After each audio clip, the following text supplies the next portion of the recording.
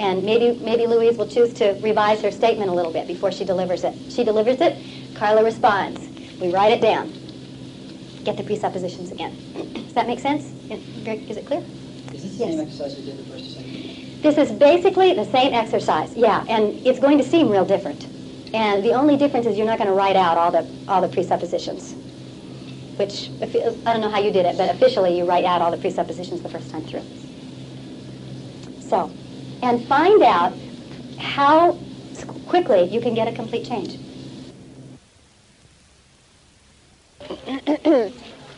Seriously, did you notice some differences for yourself? How was it different? Easier to notice presuppositions or what? Easier to notice presuppositions, easier to just go and flow. It felt a lot more natural. Okay. Good, It's like good. I've got so many more language tools that I can use consciously so that I can go into this and I feel like I know what I'm doing now. Before, that can be really misleading, but what the heck? It's fun. It's fun. Right. I didn't specify what kind of difference. It was just a difference. Yeah, that's great. And I think actually moving into it with that kind of feeling allows more to emerge that's there anyway. Yes. So, what interesting learnings came out of that? Any particular that you'd like to report on? I think it can be useful sometimes if there was one that stood out to you in your group where you went, oh, that's really interesting. I learned about these presuppositions and we noticed this and we did this. One that you think would be interesting for the whole group, then it'd be a good time to offer that. Yes? We had one that had a piece to it. Great. And I was the client, and the issue was I have these 10 articles I need to write, and I can't write the first one. And so they went through the whole exercise, and they did a lot of good things on the way to this point. But the most important point was the last phrase that did it was, so as you see yourself doing this, what is the first title of your article? And the difference between what is the first title of your article and what is the title of your first article made all the difference. Because this was at the end, and if she had said, what is the title of your first article, I would have gone right back to the beginning and said, I don't know, that's why we're doing this. That's why I can't get started, yeah. That kind of thing. But she said, what's the first title of your article? And it just... Does that make sense? And I just saw it, and it was there. So the first title presupposes, hey, you don't have to stick with it. It's just the first thing that comes to your mind, and you can change later. And that's a really nice set of presuppositions for a writer. Gets over a lot of writer's block.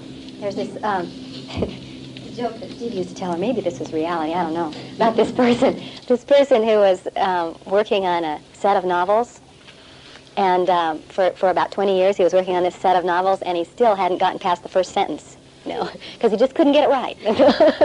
He didn't have the first draft idea. So yeah, that's the first draft idea. Okay.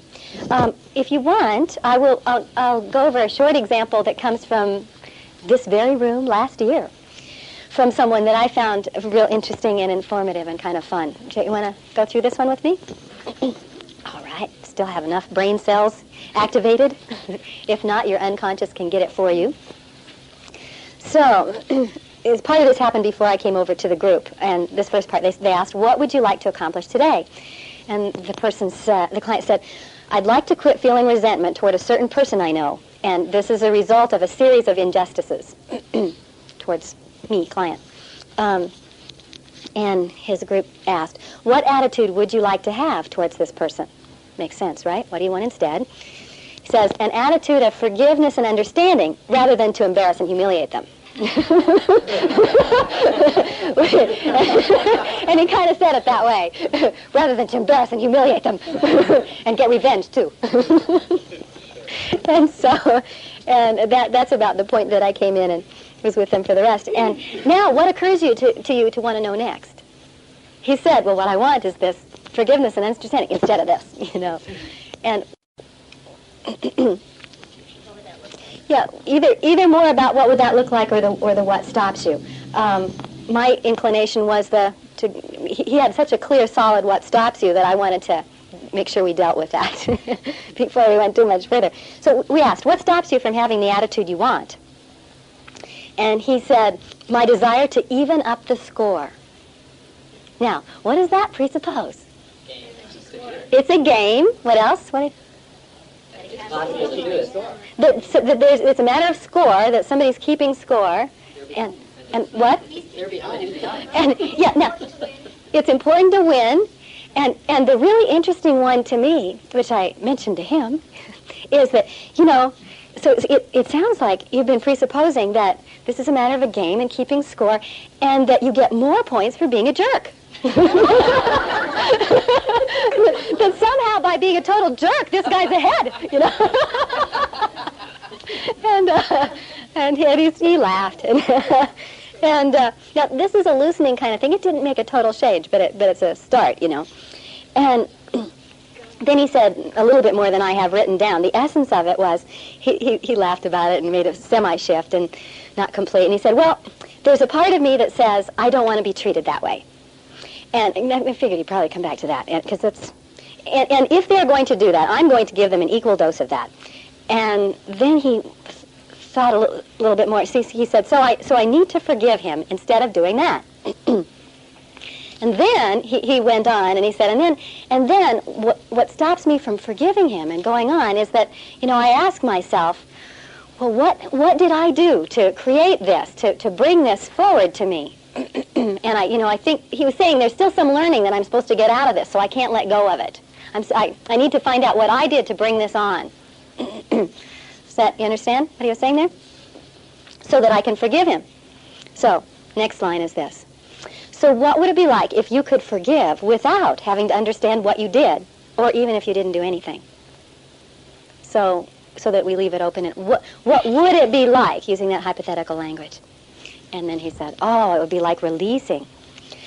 And then, now it's just a matter of future pacing. We could see he liked the solution, so then we just moved to future pacing with presupposition. So things like, you can invite this part to notice when and how this way of forgiving without figuring out your involvement is actually more respectful of you in future situations, that kind of thing.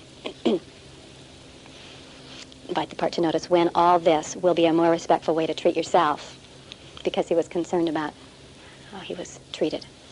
So, yeah. I have a limitation that is, I can't trust what I know, that I need more education to be an expert on it, or that things take time. If only I had a little more time, then I'd be really good at it, and then I could do it. Oh, that sounds like a fun one. Okay. You can come sit up here. Okay. So, Jean Ann, do you like to be called Jean Ann? Whatever. Anything? Okay, whatever. I like Jean and Jean. Well, whatever.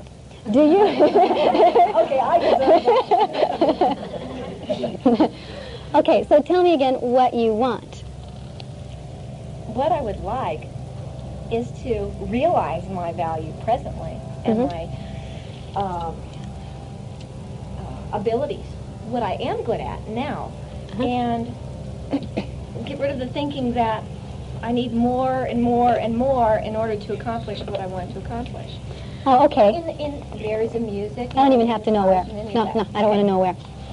So did you think that you had to realize your value before you could just go ahead and accomplish things?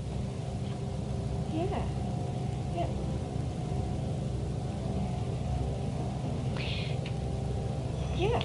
Yeah. So I can make sure that I don't overstep my boundaries, or I do what I do well and not do the things that I don't do well. Oh.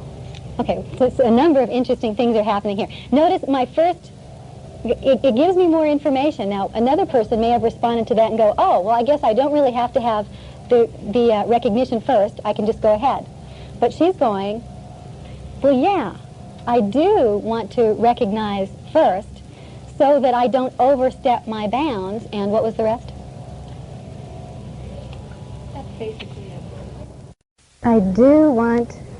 And there was something else on the end of that. Susan wanted to do what she could do well and not do things that she didn't do well. How boring. Is it that you want to be really bored in life? Is that... Is this the outcome we're going for? No, I want to learn, too, and have permission to learn. And yet I don't want to have... I hate being wrong. And I don't want to hurt anyone else. She marks that out. And I don't want to hurt anyone else. Okay. I'm going to write a few of these things down so I remember them. Don't want to hurt anyone else. So we get two key objections right here. And this, Ray, is exactly music to my ears, right? Because that's what I need to know to be able to go to the next step with her. Anyone else?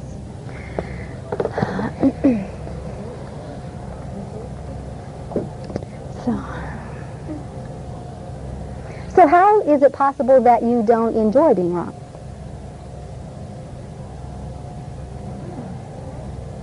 Let me back up a moment. If you didn't have this thing about being wrong, so, you know, big deal one way or the other, and this thing about hurting other people, that were resolved, so that you knew that it wasn't just that you were tossing it out the window, but you knew that you would be acting ecologically, then could you go ahead and accomplish the things that you want to?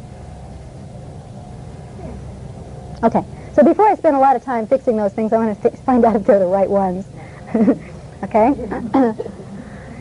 So let's go back to how is it possible that you don't just enjoy being wrong? Or maybe you do, but you just thought it was hatred instead of enjoyment.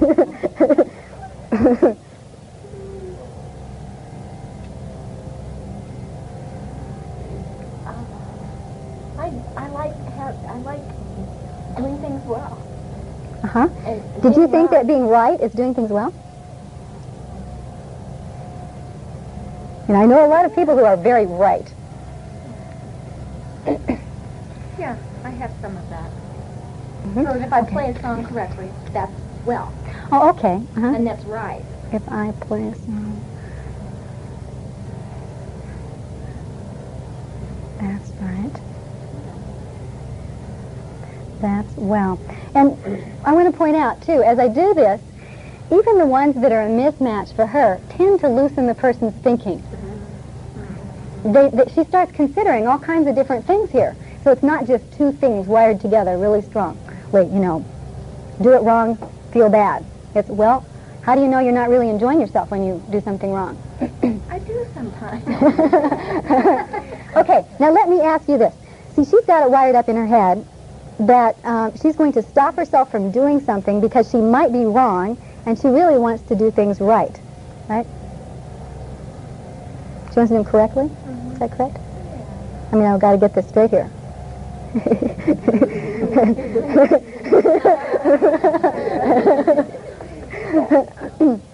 Now. Well, it's not so much a matter of being right. I want to do it well. You want to do it well. Okay. Yeah. Well. Okay. So when can doing things wrong, making mistakes, lead directly to doing things better, more well? When specifically? In the future? Every time you make a mistake, it helps you do things better. I'm not talking about me, I'm talking about you. Okay. I know every time I make a mistake. But you don't have a problem with my mistakes.